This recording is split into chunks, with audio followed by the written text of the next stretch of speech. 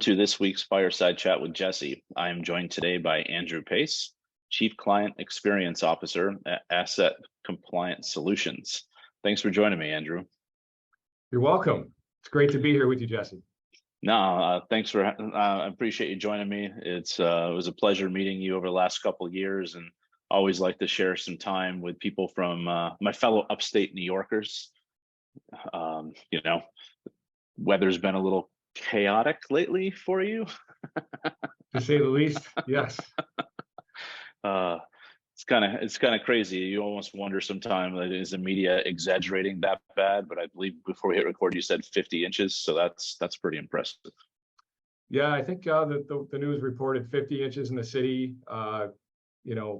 Blizzard winds, wind gusts up to 70. I think Lackawanna had 79 mile an hour wind gusts. Certainly a storm of a lifetime for sure. Well, that's one of those things where, I feel for all those people impacted. My family is fortunate. I think they're probably 2 hours east of you. So I don't think they got it that bad. So I just sit by my pool here in Arizona as a former New Yorker and be like, I don't see what the big problem is here. You can't shovel sunshine. No, and our snow is heavy. It's the lake effect. It's the heavy snow. So you get a good workout doing it, and it's hard to keep up when it's coming down 3, 4, 5 inches an hour. So that's why I couldn't get my hair cut. It's everything's been closed. I don't really have an excuse. I look like a parakeet now. And Brooke's like, dude, you got, and I'm like, whatever. I shaved, so I'm good. Andrew, for those people who might not be familiar with you, do you mind just kind of talking about your career to date? Sure. Again, thanks for having me on. Brian Noble, the founder, president, CEO of ACS, recruited me to come work here back in February 2001. So I'll be hitting my 22nd anniversary with ACS in just a few months. My first role with the organization was overseeing recovery efforts for a few lenders that primarily financed over-the-road transportation assets. Then after a few years, I was asked to take on a different role in the company, working on a portfolio for a captive lender that primarily financed construction, mining, and agricultural equipment. We experienced a lot of growth in the late 2000s. I was then promoted to manager in May of 2007, director of operations 2010, and then COO in 2015. 2021, during the pandemic, I switched to a role of Chief Client Experience Officer so I could focus efforts on exclusively new business development, sales, client relations. Required me to do more traveling. So I couldn't be here in the office to do take on the operational role. So I gave up those duties to Rick Borowski, who currently has the role of VP of Operations. Perfect. And and when I looked up your title, that's not something you see very often. However, as someone who's been in a business development role my entire career, I guess in theory everyone's in sales, right? The cliche, but one of the challenges that you have is you're only as good as the widget or product or service that you're selling. There's reasons why I left previous organizations was because when you start to not believe in certain things, it's like, okay, it's time for me to move on. So that client experience, that customer journey is so important. So I want to talk about that real quick. Was that a role that you guys had in your organization before you started, or something that you thought of? No, it wasn't. As a small company, you wear many hats, right? In the organization, the leadership team, we wear many hats. Greg Meyer, our CFO, is our CIO. We implemented EOS a few years ago. He's our, the integrator.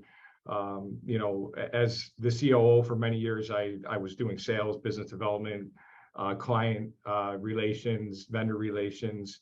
So you wear many hats, and as the company evolved, again, I think we wanted to grow, and we wanted to focus my efforts on helping the business grow as we were starting to come out of the pandemic. Sure. We've implemented, we've developed a lot of new products and services that we want offer our clients. So we wanted to get that out to the marketplace, and me being able to focus more on that, allowed me to, evolve into that role. Perfect. That's perfect. Thank you for talking about that. And for those people who might not be familiar with ACS, do you mind just kind of talking about the company background? You've been there for 22 years. I know you touched briefly on it, but go a little bit more in depth if you don't mind, man. Yeah, absolutely. So ACS will celebrate its 25th anniversary next year. Working with asset-based lenders and lease finance companies to help them optimize their portfolio's performance through the industry's most experienced, skillful collections and recovery specialists here. We've been at this a long time, and every step along the way, we keep learning, growing. That's just who we are as an organization and as a culture. Perfect. So how many employees are you up to now? Right now we have 28. 28. Okay. And when you started in 2001? So in 2001, I was the 5th employee that Brian hired.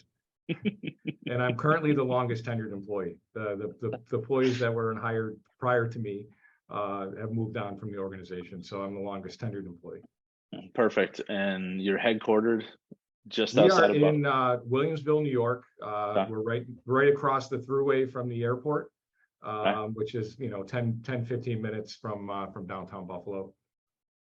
Perfect. And any other offices? Do you have any remote people throughout the country? We have our chief marketing officer works remote, and he is currently based out of the Portland, Oregon area, Michael Morrison. Okay. Got it. Got it. So where do you see yourself in the next 5-10 years then? I see myself here. No. I'm talking about the organization. Oh, yeah.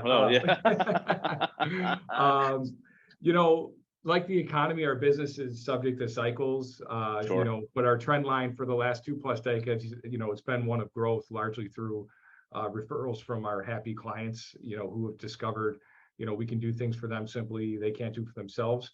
Sure. I see us, we started as an organization as exclusively doing just repossessions, and we've evolved to doing more upstream, helping clients solve some of their pains further upstream. So with that being said, I think we may become more of an organization that is servicing our clients with first party collection calls, up-to-date collection, versus repossessions. Repossessions is really something that you want to do as a last resort. So we're hoping that as more and more clients utilize our services further upstream, we won't have to pick up any of their assets. You ever thought about getting on one of those reality shows? I think there's a guy that repossesses like planes and stuff like that. Like that'd be exciting. Yeah, no, none at all. We have zero interest. We've actually had a couple of vendors that we've done business with in the past that volunteered to be on those reality TV shows, and we unfortunately had to part ways because a lot of that is staged.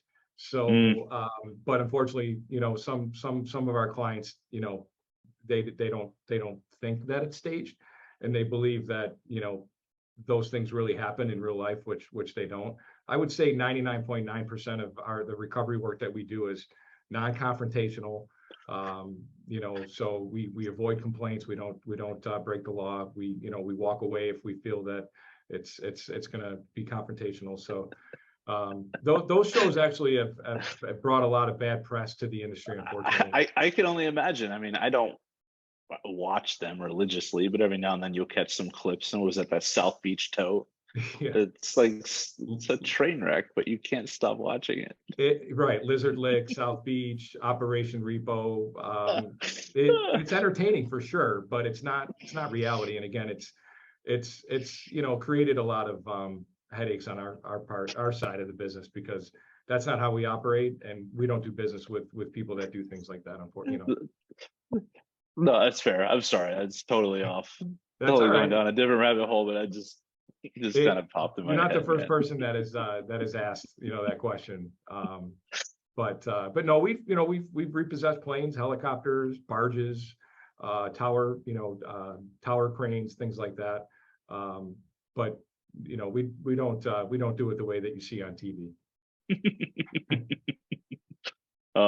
That's fantastic. So, obviously with what's been going on in the economy and coming out of 21 and 22 and with these basis rate hikes just continually happening, hopefully that's easing. Like in 2023, are you guys staffing up a little bit more for a potential, more defaults based on just the way things are trending, or? Yeah, so we have plenty of capacity here. We have our biggest strength, is our team. So Okay. we have plenty of capacity, but we're a employer, a premier employer here in Western New York. We have a strong bench of candidates that want to work here. So if the market dictates it, we have people that we can plug and play, and get them started with little to no I would say training, because we only hire people that have minimum 10 plus years of collections, recovery, skip tracing experience. So it really helps us if and when there's needs to bring people in to satisfy our clients' demands. Excuse me. No, that's perfect. And then, you mentioned skip tracing. That's exciting. Like what, I guess, how are you guys leveraging technology to assist your, these collection efforts? Yeah, so as far as skip tracing goes, it's really an art. Okay. We have access to, we have some vendors that we subscribe to, and we have access based on our company's makeup. So we have access to information that a lot of our clients don't, which gives us an advantage. But at the end of the day, it's really the experience of our teams, and really their knack for finding people, turning over every stone, and utilizing our resources, our network of field agents that we partner with, and we utilize a lot of their the information that they have. They're the ones closest to a lot of our clients' customers. They live in the communities, so a lot of them will buy parts from the same stores. Some of them may buy equipment from the same dealerships. So sometimes it's how quickly you can get somebody on the phone that may be able to be some assistance to getting you to that quick resolution that our clients expect from us. No, that's perfect. That's perfect. I wasn't sure. I mean, the future of any of that software, or a lot of it just kind of going to be that still personal touch? Like, do you see any, are you leveraging any software whatsoever to help? We don't want to lean on it. It's there as a resource, but it's really, not something that we want to use as a crutch. So most of, and it really depends what type of service we're providing that specific client. If it's collections, we take a different approach. If it's doing, recovery work and we have to find somebody's equipment, it's a completely, different strategy. So it really just depends on, what the client's asking us to do for them at any given time. Perfect. I don't know. You just hear so many things where it's like, oh, it's all in the technology. It's all in it. So it's like, okay, it's nice. It's kind of refreshing. It doesn't always have to be that way. Right. No, it doesn't. It doesn't. And what if, the internet's down? We don't ever want to just be solely dependent on technology. We want to be able to continue to operate in the event that,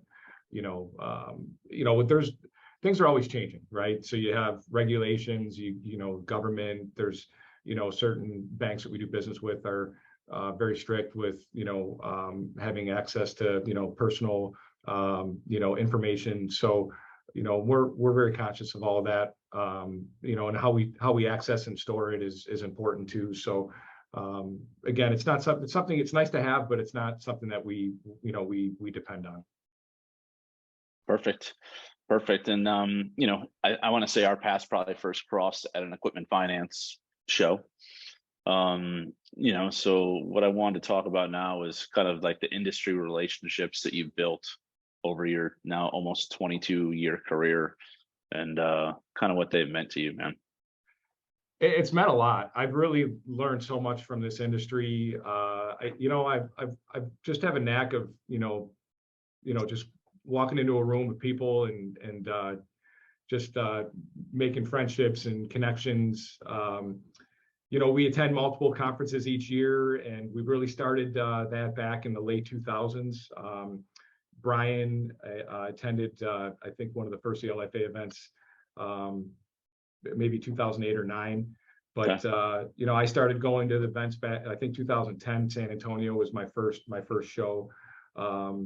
It was a great experience, and I've been attending those events annually. And it's just great to network with individuals in the industry, learn about what's going on in their world, and how we can assist and with some of their pains that they're going through. I over the last year, I was invited to join the planning committee for the LFA Equipment Managers Conference, so I was really excited about that. Rick Borowski, our VP of Operations, is on the ethics committee for the International Association of Commercial Collectors. Okay. We love these opportunities to connect with existing and prospective clients. We want to get more involved and support these associations. That's really what it's all about. And our community is fairly small, and but it's highly connected. It's important to make sure we know what our clients are thinking about. No, that's perfect. And that was one of my next questions, where it's like, what other industries are you in, and what do you see as a big differentiator between equipment finance and them? Well, some of the other associations we're involved in are more, like I said, on the collection side. So, Sure.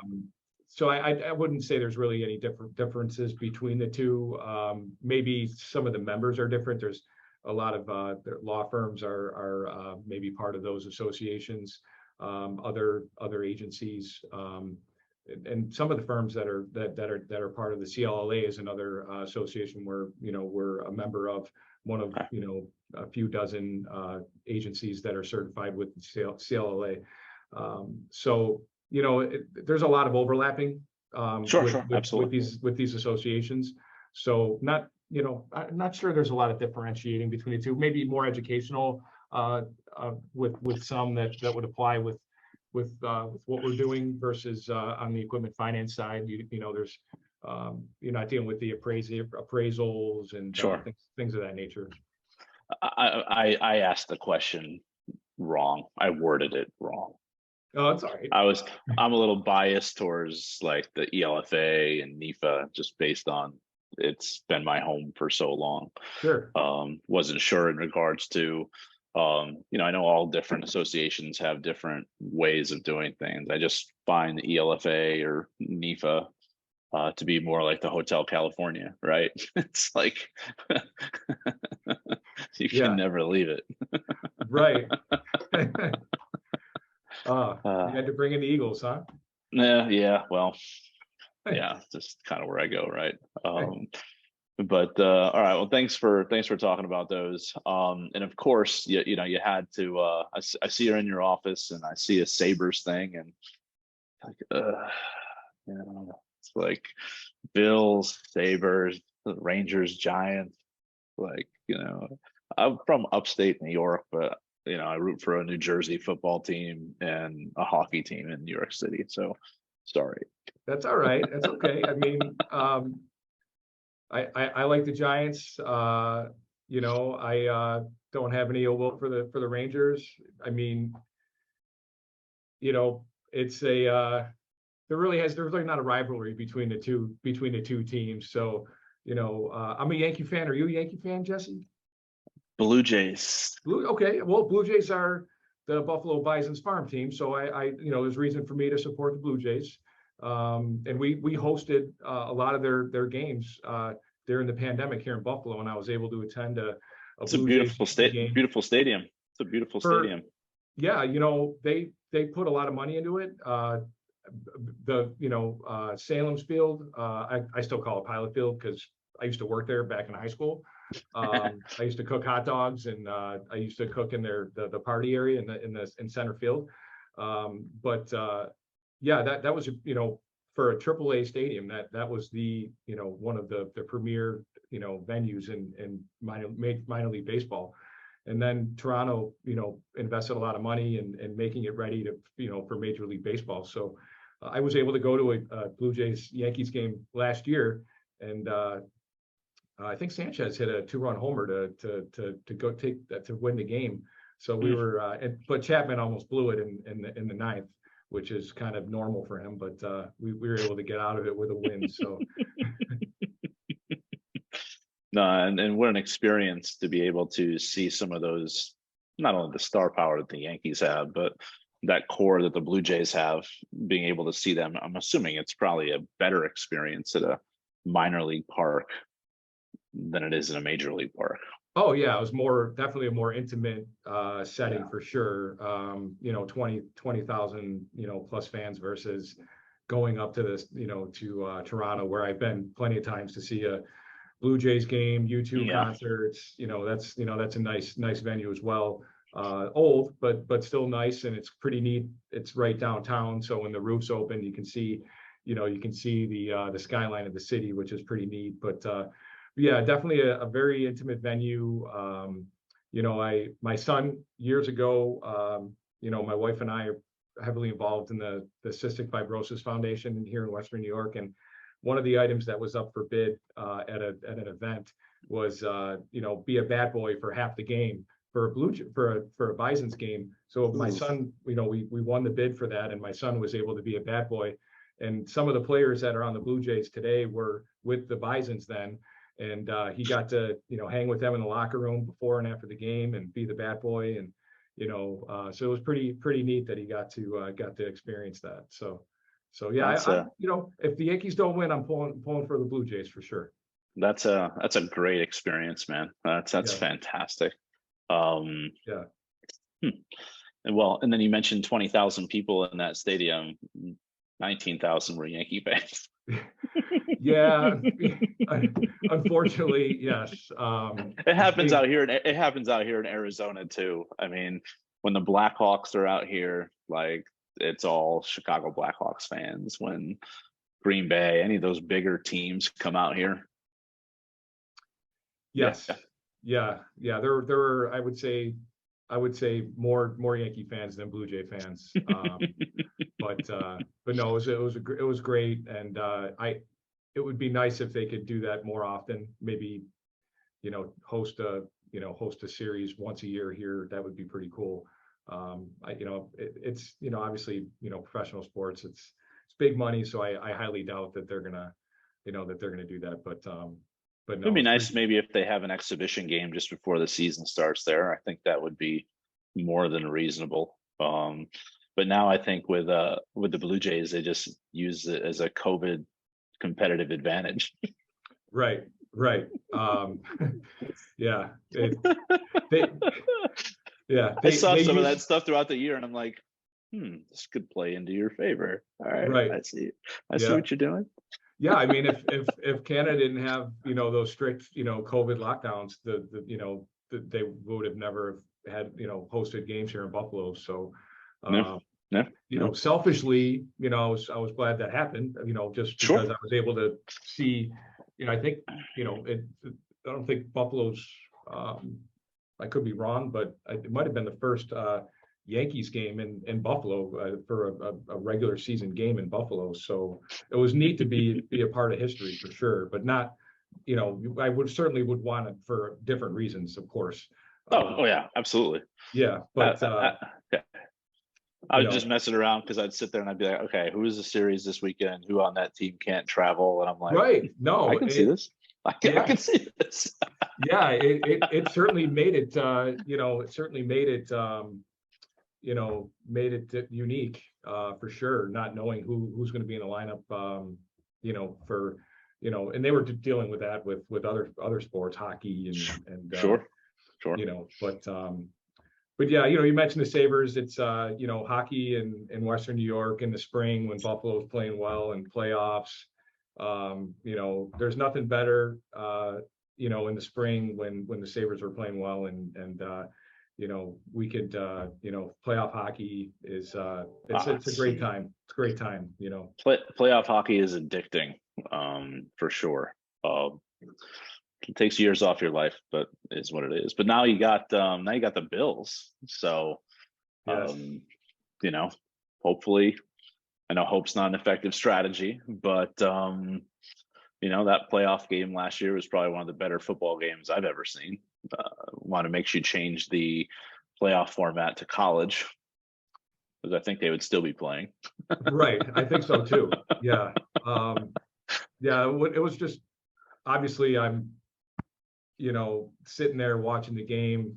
I had an opportunity to go to the game, but I turned it down, and boy, it would have made it a very, very difficult ride home. But yeah, that was ups and downs. Seeing two all pro quarterbacks go back and forth. It was a roller coaster of emotions. One Sure. second I'm planning a tailgate party in the RV lot for the AFC Championship game, and then 1 second later I'm not. So, or 13 seconds later I'm not. So it was certainly gut wrenching, but you got to I'm sure those guys looked at that as an opportunity to learn from it, and we've had a better year this year, and they're 12-3, and they have control of their own destiny right now, and got a big game this weekend in Cincinnati. I'm going to take my son to that game for part of his Christmas gift, and I'm going to spend some time with my brother and his girlfriend who lives in that area. So it'll be an exciting weekend, and hopefully we can come home with and celebrate a victory and just get one step closer to clinching first place in the AFC and having home field advantage. But yeah, we're a passionate football team. I mean, if you don't ski, snowmobile, there's really not a lot to do outdoors in Western New York. So Sundays, Bills games, especially when they're home, it's there's nothing like it. It's just a great experience and something that I enjoy doing, and we have a great time. So win or lose, we always have a great time. No, that's fantastic. I mean, there's some great food up there too. I mean, Duff's. I'm not going to the Anchor Bar. I'm talking about Duff's, like in Mighty Taco. Like, I wish Mighty Taco would come somewhere out here, but whatever. Well, you get Salem's hot dogs out in Arizona, right? I don't know. Oh, okay. Well, I don't know. Yeah. So, yes, chicken wings. I'm a Duff's guy. If anybody asks, I'd say Duff's, Barville, Elmo's. Those are probably my three go-tos. Anchor Bar, not that they're not good. I just think it's more of a tourist attraction. So, that's where the tourists go. It's kind of like if you want to go and get good food, you kind of go where the locals go, not where the tourists go. But yeah, Duff's is solid.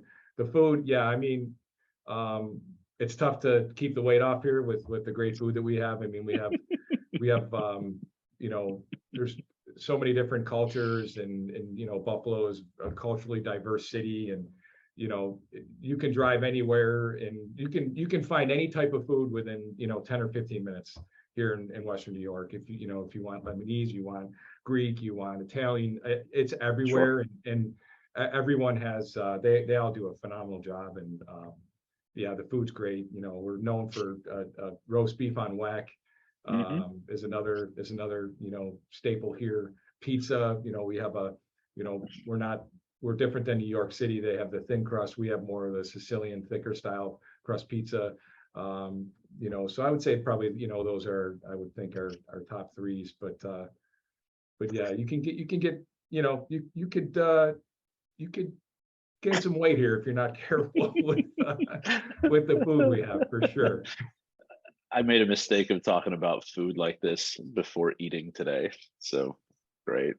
Yeah, it's like you don't want to go to the grocery store hungry, right?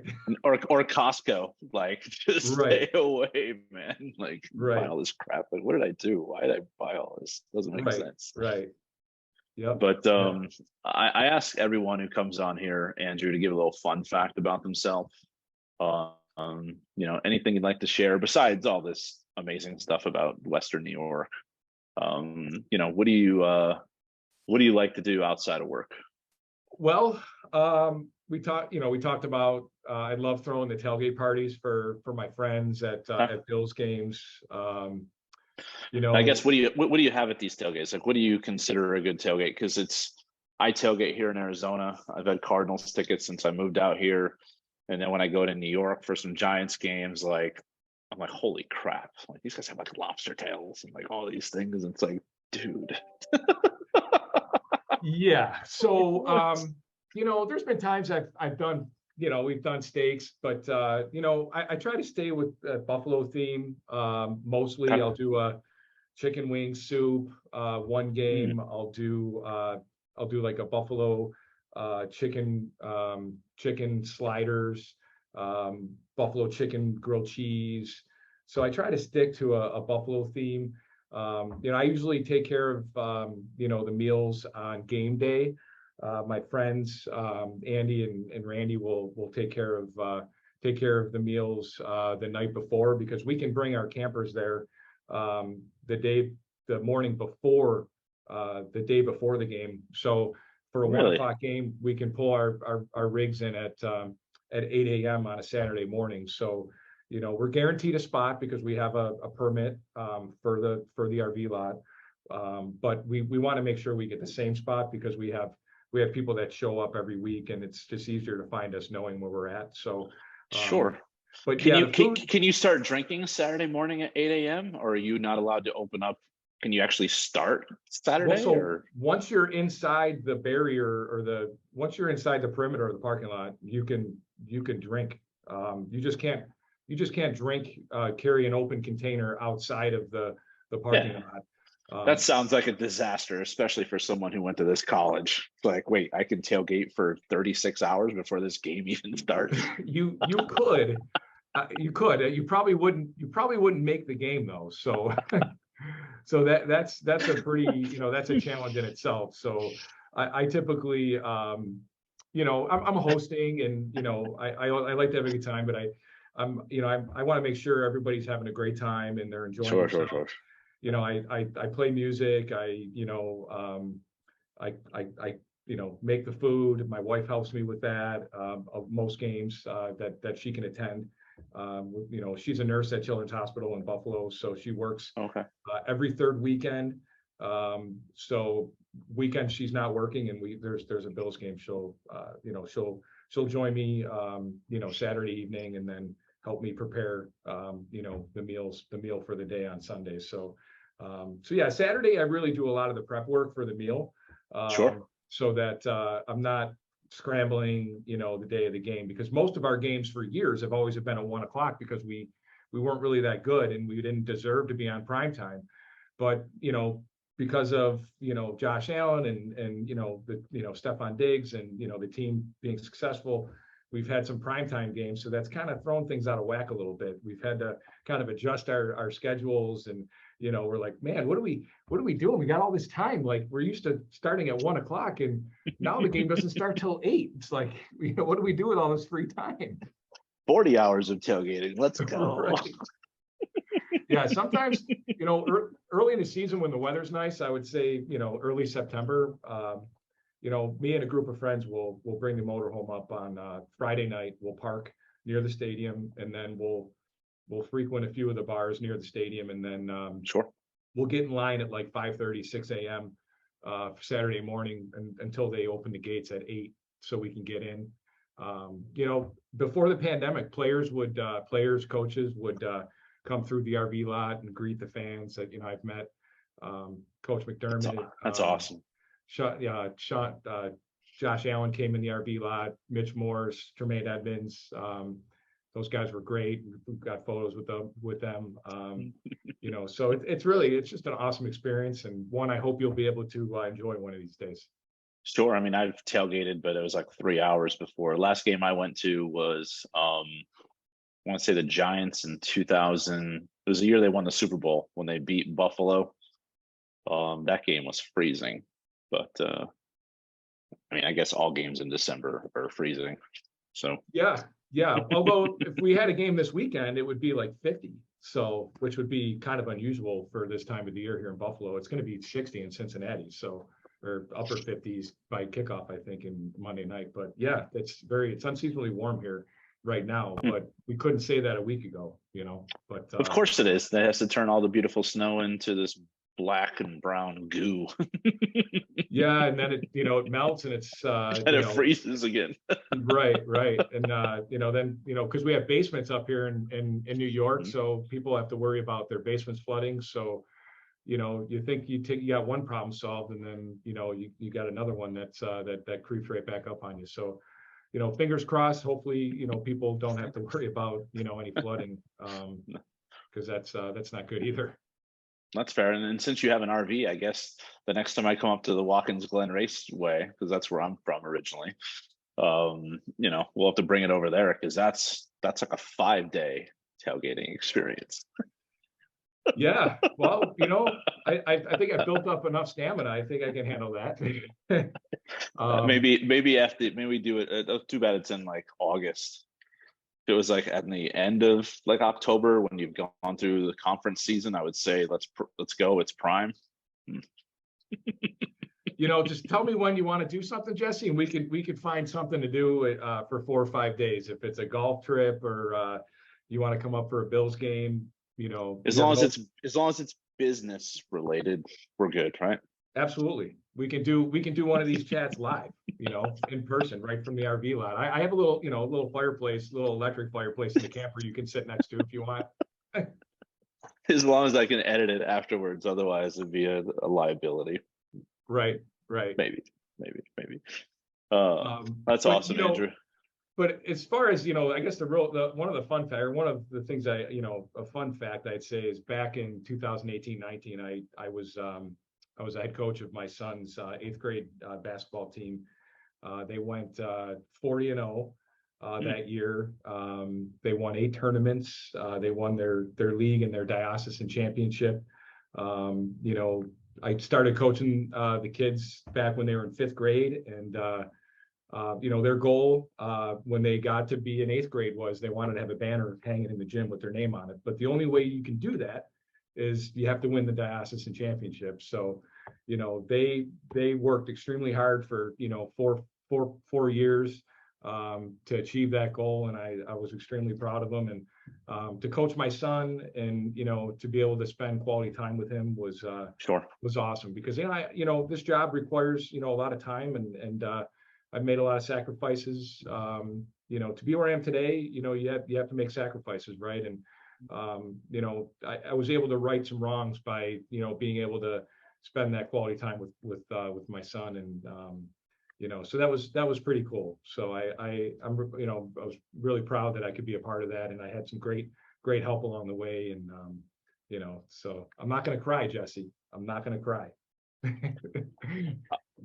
Hey man, I mean, I can relate a little bit. So I was coaching my son's little league team since he was 5, and I had to take a step back the last couple of years because travel is just crazy, right? Mm-hmm.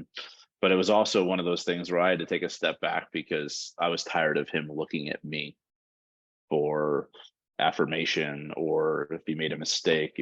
I was harder on him than anyone else because that's your kid and you can't be, right? Yeah.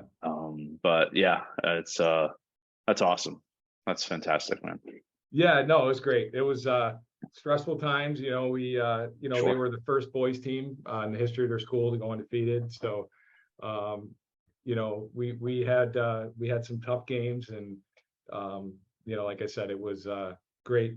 It was great experience to go through, and to be able to share that with my son and his friends, who a lot of his teammates, they went to the same high school, St. Francis High School together, remained extremely close. So to see all of them, turn into, young men, and glad I could have a small influence on their lives, Sure. and see them turn into just wonderful people, and they're great kids. So I'm glad I was able to have a small influence on their lives, coaching them in basketball for the 4 or 5 years that I did. So No, that's perfect. That's perfect. So I guess in closing this out, Andrew, why should someone want to do business with Asset Compliance Solutions? for me, I think for companies that choose to do business with us, there's no other choice in our industry, honestly. For people who value trusting relationships with honest, highly principled, and innovative companies, there's no better place to be. I compare notes with my peers in the industry from time to time, and I know that ACS does what we do extraordinarily well. Okay. Perfect. Perfect. Well, it's a pleasure spending time with you. Happy New Year. And look forward to seeing you at an upcoming event here sometime, probably in Q1, man. Yeah, thanks again for having me on. This was a blast. I had a great time. Happy New Year to you as well and your family. And hopefully I'll see you at in the LFA conference, I think in February, right? I traditionally, if that's in Florida this year, if it was in Arizona, I'd be all over it. Yeah. But March is going to be a little bit of a train wreck, so I need to build up my my daddy duties bank in February, January, because what's coming in March is going to be a problem. Yeah. So probably see you in San Diego then at the NIFA event. Yes, sir. Yes, If sir. I'll not, see you there. listen, maybe I'll see you in February for the I was Super gonna I Bowl. was gonna mention that. I mean, I've had a few people reach out and ask if it's available, but no one's confirmed. So, we have a guest house if you have any interest. That would be, I'll take you up on it. Do you have room for a motorhome if I decide to drive it down? If you do, we'll find room for it. I don't think it would get through our like archway that goes into our thing, but we'll find a place for it. Cool. Well, we can maybe go to the Super Bowl and perhaps go to the Waste Management Open for an afternoon too, because I think it's the same weekend, right? I'm sure, and I think they sprinkle in a NASCAR event too, because why not just stress or tax the infrastructure here even more? So Yeah, I don't know. NASCAR is boring. I don't want, see people make 4 left-hand turns. That's not fun to me. well, that's why Watkins Glen's so great. You sit there and it's like every 60 seconds a car goes around. So it's like you watch, then you turn around, you drink for a minute, and then you watch. Yeah. 90 laps later, it's over. Yeah, well, you mentioned, I know we had to go soon, but you mentioned Watkins Glen earlier. That's beautiful country there, wine country. I've my wife and I go to Cayuga Lake every year. Just such a beautiful area. So yeah, it's Western New York and New York in itself. There's just so much to offer. I know we get a bad rap for the weather here, but Buffalo, Western New York is just a great community, great place to raise a family, great schools. Cost of living is relatively inexpensive. So and we have 4 seasons. We do have winter more than some of the other seasons, but we have summer. Right. Yeah. Yeah, but it's a great area. I'm proud to be from Western New York, and Sure. and we've seen a resurgence. People are moving back, and businesses are opening up their headquarters here, and we've starting to develop the waterfront. The Pagulas, who own the Sabres and the Bills, have really invested a lot of money, and it's been great. So come back, come to Buffalo anytime. You're welcome to come here and come to a Bills game. Sounds great, Andrew. I appreciate your time, man. Talk soon. You got it. Take care, Jesse. Thank you. Thank you. Okay. Happy New Year. Happy New Year.